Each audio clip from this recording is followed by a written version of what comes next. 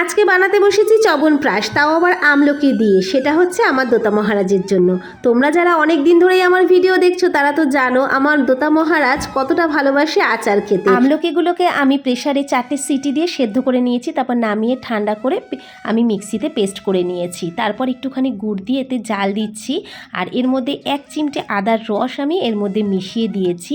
এবার বেশ কিছুক্ষণ নাড়াবো, তারপর একটু যেই শুকিয়ে আসবে লবণ আর গোলমরিচের গুঁড়ো এতে অ্যাড করে দিচ্ছি। তারপর দিয়ে দেবো অল্প একটু মশলা। এই মশলাটা আমি দারচিনি, লবঙ্গ, এলাচ, জিরা আর মৌরি আর তেজপাতা দিয়ে রোস্ট করে বানিয়েছি। আমি অল্প একটু দিয়েছি, যেহেতু দোতা খাবে তার জন্য, আপনারা বেশি করে দিতে পারেন।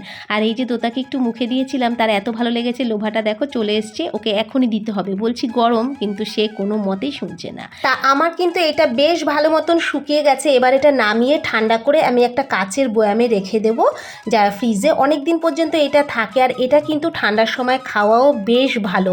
তা আমি তো দোতাকে রোজ 1 চামচ করে এটা খাওয়াবো।